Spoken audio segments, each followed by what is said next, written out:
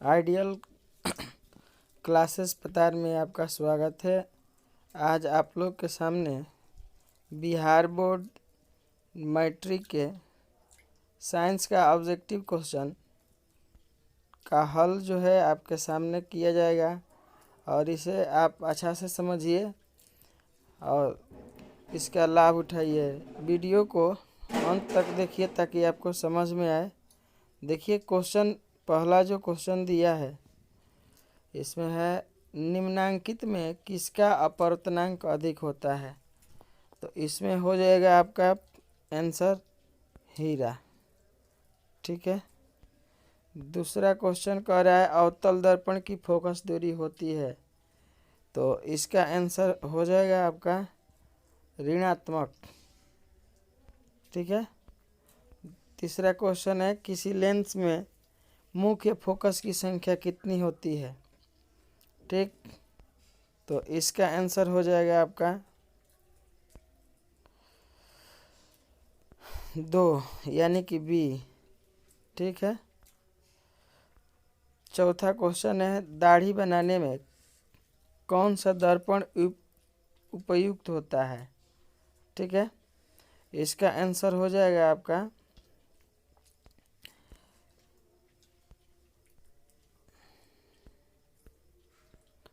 अवतल दर्पण यानी कि बी। ठीक है। पांचवा क्वेश्चन है अवतल दर्पण की फोकस दूरी f एवं उसकी वक्रता त्रिज्या r के बीच संबंध है ना। तो इसका आंसर हो जाएगा आपका f बराबर r/2 यानी कि c। इसमें छठवा क्वेश्चन है निम्नलिखित में किस लेंस को अभिसारी लेंस कहते हैं। ठीक, तो उत्तल लेंस इसका आंसर होगा यानी कि बी नंबर हो जाएगा। ठीक है। सातवां क्वेश्चन कह रहा है दृश्य प्रकाश में किस वर्ण का तरंग दैर्ध्य न्यूनतम होता है। ठीक, तो इसका आंसर हो जाएगा बैगनी रंग। बैगनी रंग जो होता है इसका तरंग दैर्ध्य जो होता है बहुत ही न्यूनतम होता है।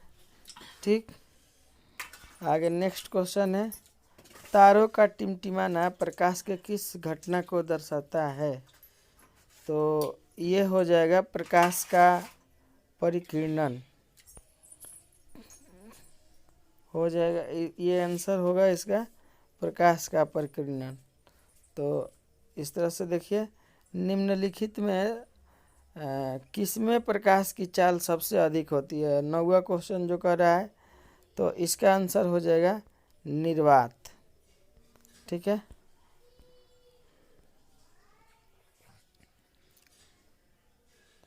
दस नंबर क्वेश्चन कर रहा है प्रकाश के अपवर्तन के कितने नियम होते हैं, है ना।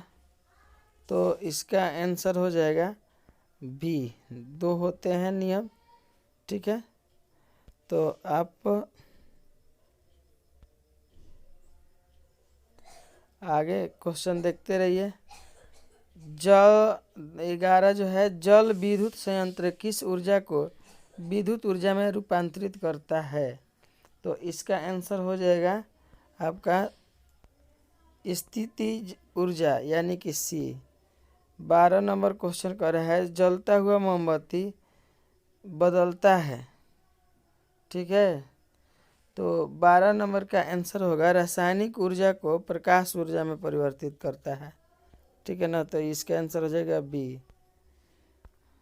अब ये हो जाए 13वां क्वेश्चन कर रहा है एक विद्युत सेल से धारा प्राप्त करने पर इसके सिरों के बीच विभवांतर का मान विद्युत वाहक बल की तुलना में हो जाती है। तो इसका आंसर हो जाएगा कम हो जाती है। क्या हो जाता है, कम हो जाती है। ठीक, 14 कह रहा है क्वेश्चन प्रतिरोध का मान बढ़ाने के लिए प्रतिरोधकों को जोड़ा जाना चाहिए। तो इसका आंसर होगा श्रेणी क्रम, है ना। क्या हो जाएगा श्रेणी क्रम यानी कि बी नंबर आंसर होगा इसका। 15 कह रहा है विद्युत चुंबक बनाने के लिए प्रायः किस छड़ का उपयोग किया जाता है। तो इसका आंसर हो जाएगा नरम लोहा, बी नंबर आंसर होगा। उच्चतर ताप पर कौन सी प्रक्रिया पूरी की जाती है? तो उच्चतर ताप पर जो होता है नाभिकीय संलयन की प्रक्रिया की जाती है, यानी कि बी नंबर आंसर होगा। 17वां क्वेश्चन कर रहा है सौर ऊर्जा को सीधे विद्युत में बदलने वाली युक्ति है, तो आंसर होगा सौर सेल। ठीक है। पवन विद्युत जनित्र में पवन की चाल कम से कम कितनी होनी चाहिए, है ना? तो इसका आंसर इसमें कोई, यह जो ऑप्शन दिया है 150, ये इनमें से कोई नहीं होगा, इसलिए हो जाएगा इसका आंसर डी। ठीक है ना? चलिए 19 नंबर क्वेश्चन जो दिया है, सेल का विद्युत वाहक बल है। तो सेल का विद्युत वाहक बल जो है सेल द्वारा इकाई आवेश पर किया गया कार्य होता है, यानी कि इसका आंसर हो जाएगा बी। ठीक है। और इसके बाद जो 20 नंबर क्वेश्चन है, घरेलू परिपथ में मुख्य रूप से किसकी आपूर्ति होती है? घरेलू परिपथ में, है ना? तो यहाँ हम लोग देख रहे हैं इसका आंसर हो जाएगा ए, प्रत्यावर्ती धारा। ठीक है ना? अब कह रहा है 21 नंबर क्वेश्चन, कांच में वर्ण विक्षेपण असंभव है, मतलब कि वर्ण विक्षेपण किसमें नहीं हो सकता, इस बात को ऐसे भी कह सकते हैं हम लोग।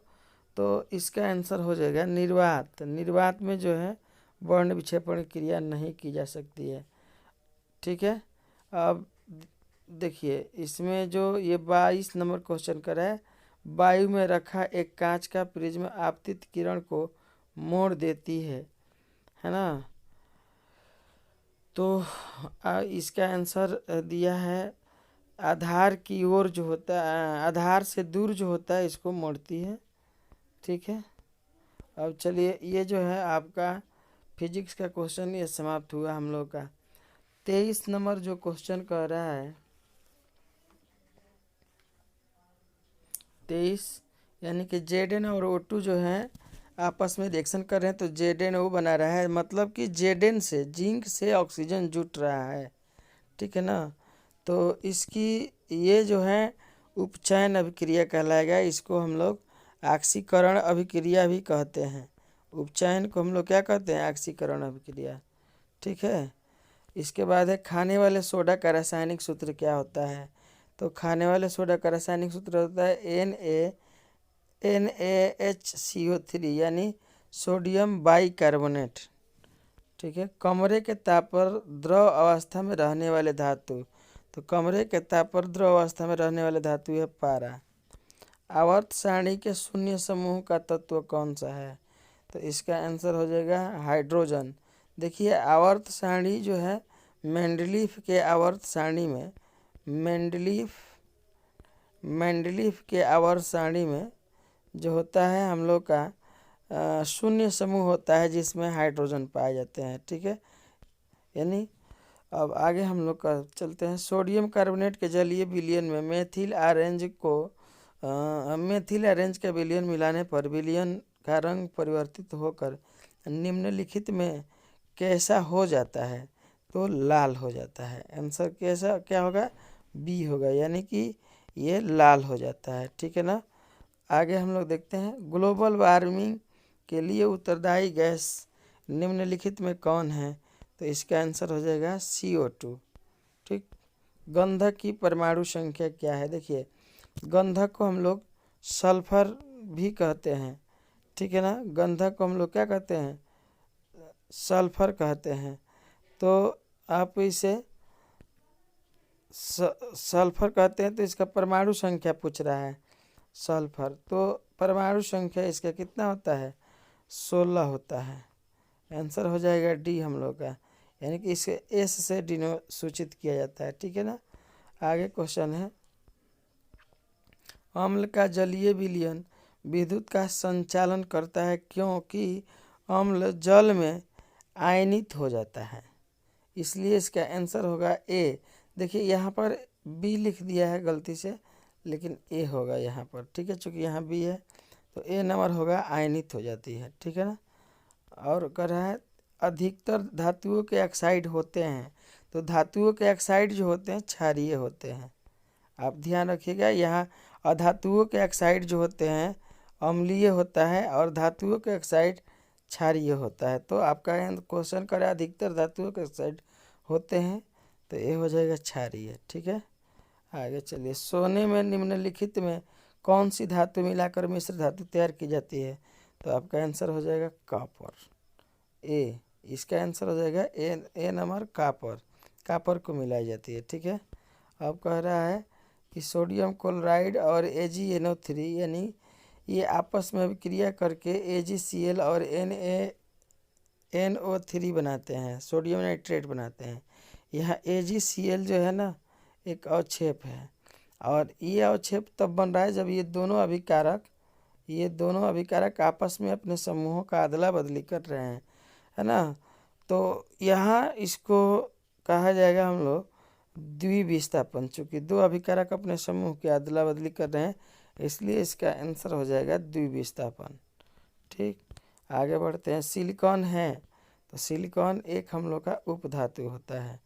ठीक है, वे तत्व जिनके बाहरी सेल पूर्ण रूप भरे होते हैं कहलाते हैं उत्कृष्ट। देखिए, उत्कृष्ट के अंतर्गत हीलियम, है ना, नियॉन, आर्गन, क्रिप्टॉन और जेनॉन जैसे, रेडॉन जैसे तत्व आते हैं। ये सब तत्व उत्कृष्ट गैस के अंतर्गत आते हैं, है ना। इन लोग का अष्टक कंप्लीट रहता है इलेक्ट्रॉनिक विन्यास कीजिएगा तो। ठीक है, आगे देखिए। खड़िया का रासायनिक सूत्र होता है, तो खड़िया का रासायनिक सूत्र जो होता है ये CaCO3 होता है, यानी कि इसका आंसर हो जाएगा डी नंबर। ठीक है, आगे बढ़ते हैं। निम्नलिखित में कौन सबसे अधिक अम्लीय ऑक्साइड है?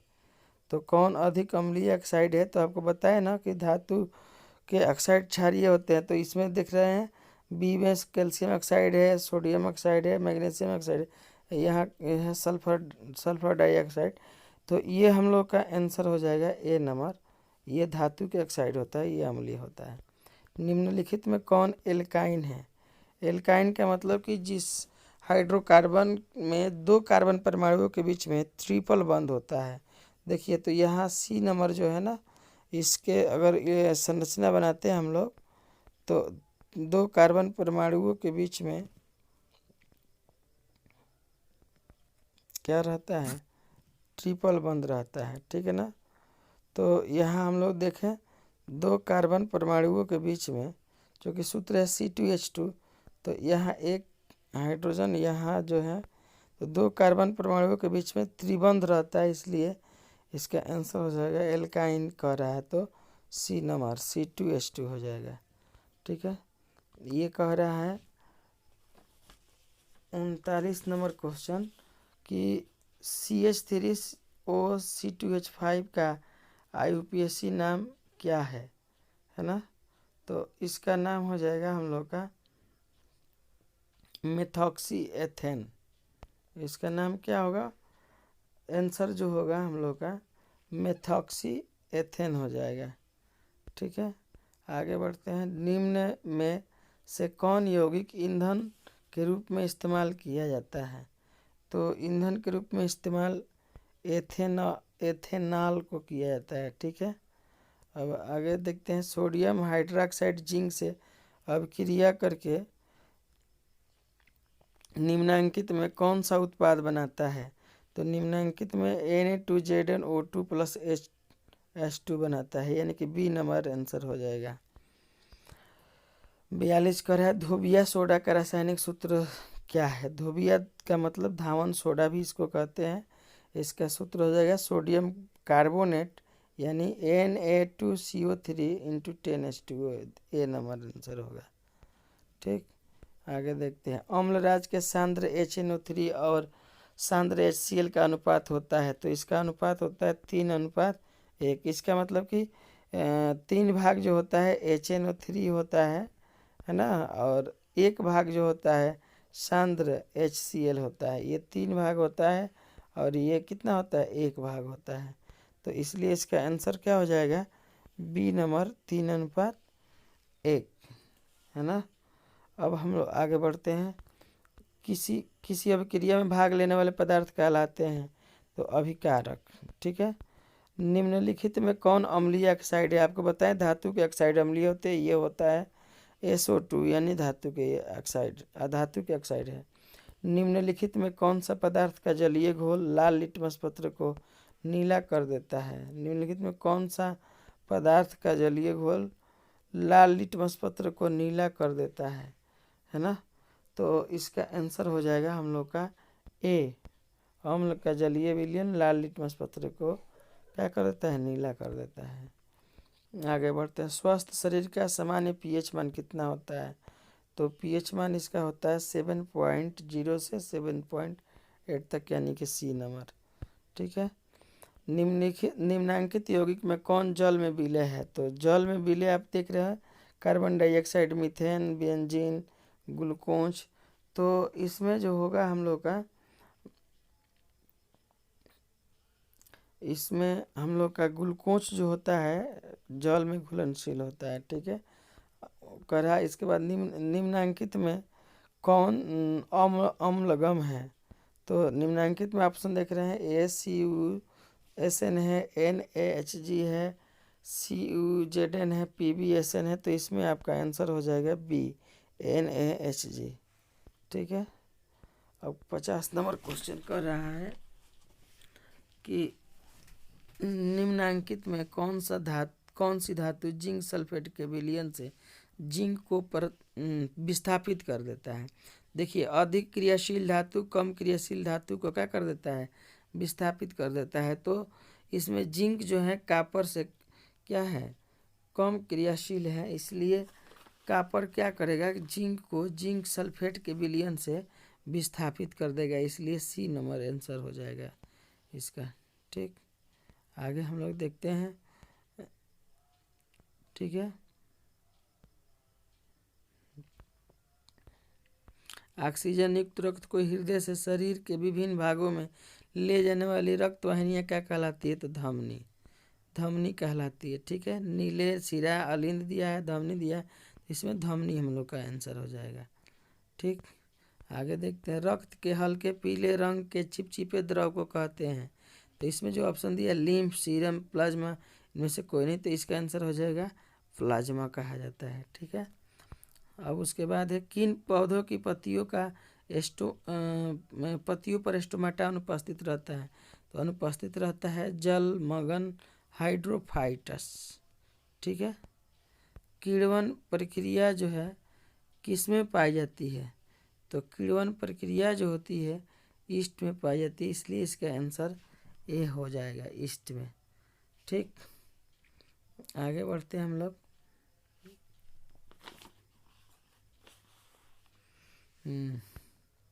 पूर्ण विकसित अंडाशय कहलाता है। देखिए, पूर्ण विकसित अंडाशय फल कहलाता है, यानी कि इसका आंसर बी हो जाएगा।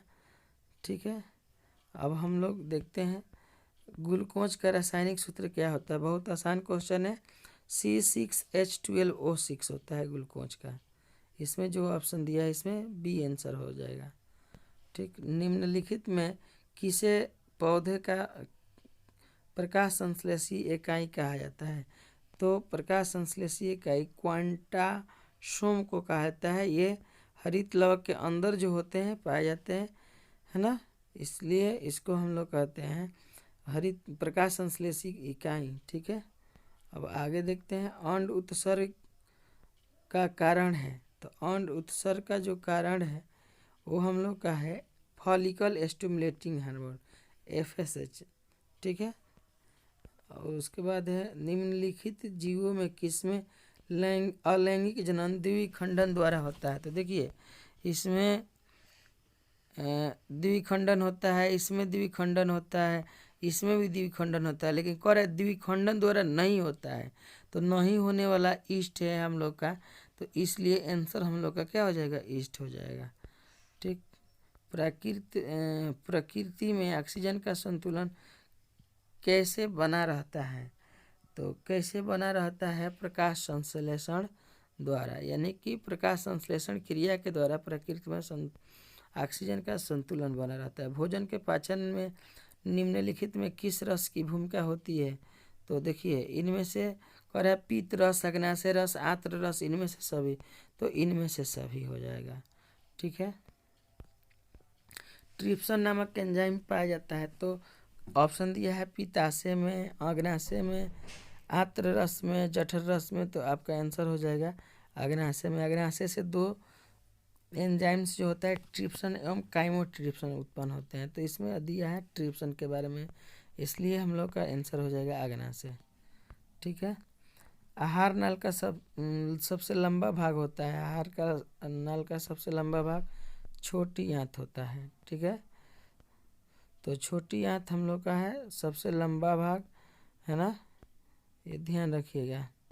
और आगे है आपका मनुष्य में पाचन क्रिया का आरंभ कहाँ से होता है? तो मनुष्य में पाचन क्रिया का आरंभ जो होता है मुख गुहा से होता है, यानी कि इसका बी नंबर आंसर से होगा। ठीक है। निम्नलिखित में कौन वसा के पाचन में सहायक होता है? तो लाइपेज, यानी कि बी नंबर आंसर होगा। ग्लाइकोलाइसिस की क्रिया संपन्न होती है कोशिका द्रव्य में, यानी कि इसका आंसर हो जाएगा बी। ठीक है। आगे बढ़ते हैं। ओजोन परत है, ओजोन परत जो होता है पराबैंगनी किरण को अवशोषित करने का काम करता है, और पराबैंगनी किरण हम लोग के लिए हानिकारक होता है ना, तो हानिकारक चीज़ को ओजोन परत अवशोषित कर लेता है, इसलिए हम लोग के लिए ओजोन परत लाभदायी होता है, इसलिए इसका आंसर हो जाएगा सी। ठीक है। कह रहा है निम्नलिखित में कौन फूल में नर प्रजनन अंग है? तो नर प्रजनन अंग जो होता है पुंकेसर होता है। ठीक है। आगे बढ़ते हैं। पौधों में श्वसन क्रिया के अंतर्गत एटीपी के टूटने से कितने ऊर्जा मुक्त होती है? तो कितनी ऊर्जा मुक्त होती है? 3.5 kJ मोल इनवर्स। ठीक है। इथाइल अल्कोहल किस प्रकार के श्वसन से बनता है? तो अवायवीय श्वसन से बनता है। ठीक है। रक्त में उपस्थित कौन सी कणिकाएं श्वसन गैसों के परिवहन में भाग लेती है? तो लाल रक्त कणिकाएं, श्वेत रक्त कणिकाएं, ए और बी दोनों, इनमें से कोई नहीं, तो आपका आंसर हो जाएगा ए नंबर, लाल रक्त कणिकाएं। ठीक है। ये ऑक्सीजन को मतलब कह सकते हैं कि गैसों के परिवहन में भाग लेती है। ठीक है। तो और आगे बढ़ते हैं हम लोग। पादप अपशिष्ट जमा होते हैं, पादप अपशिष्ट जो होते हैं पत्तियों में जमा होते हैं, छाल में जमा होते हैं, कोशिकीय रिक्तिकाओं में जमा होते हैं, और डी कह रहा है इनमें से सभी, तो इसका आंसर हो जाएगा इनमें से सभी, यानी कि सभी पत्तियों में, छाल में, कोशिका रिक्तिकाओं में पादप अपशिष्ट जो होते हैं जमा होते हैं, इसलिए हो जाएगा इसका आंसर इन सभी में। ठीक है। अब कह रहा है मनुष्य की आहार नाल का कौन सा भाग किसी एंजाइम को स्रावित नहीं करता है? तो ग्रासनली एक ऐसा भाग है आहार नाल का जो कि एंजाइम उत्पन्न नहीं करता है, इसलिए इसका आंसर हो जाएगा बी। ठीक है। आगे, मूत्र की सांद्रता किसकी उपस्थिति पर निर्भर करती है? तो किसकी उपस्थिति पर निर्भर करती है? इसका आंसर हो जाएगा हम लोग को ADH। क्या होगा? ADH, है ना। आगे देखते हैं कौन सा हार्मोन पौधों की वृद्धि से संबंधित नहीं है? तो नहीं है का मतलब कि एब्सिसिक अम्ल जो होता है वृद्धि से संबंधित नहीं है। मानव हृदय किस तंत्र का भाग है? तो मानव हृदय किस तंत्र का भाग है आप समझ लीजिए। ऑप्शन दिया पाचन तंत्र, श्वसन तंत्र, उत्सर्जन तंत्र, परिवहन। तो हृदय परिवहन करने का क्या करता है? काम करता है। ठीक है। आगे आगे देखते हैं आप क्वेश्चन जो है, जीव विज्ञान की वह शाखा जो गुणों के वंशानुक्रम के अध्ययन से संबंधित है आंसर कहलाता है? तो ये हो जाएगा आंसर आनुवांशिकी। ठीक है। श्वसन क्रिया में निम्नलिखित में से किस गैस का ग्रहण किया जाता है? तो ग्रहण करने के लिए हम लोग ऑक्सीजन गैस को ग्रहण करते हैं। ठीक है। तो इसका आंसर हो जाएगा बी, ऑक्सीजन। ठीक है। ग्लूकोज में कार्बन के कितने परमाणु होते हैं? तो कार्बन के 6 परमाणु होते हैं, बी नंबर आंसर होगा इसका। ठीक है। मस्तिष्क में अनैच्छिक क्रियाओं का नियंत्रण केंद्र अवस्थित होता है तो आपका मेडुला में। ठीक है। अब आज के वीडियो में इतना ही क्वेश्चन। आप वीडियो को अंत तक ज़रूर देखें और इसे आप अच्छा लगे तो शेयर ज़रूर करें, चैनल को सब्सक्राइब करें। ठीक है, धन्यवाद।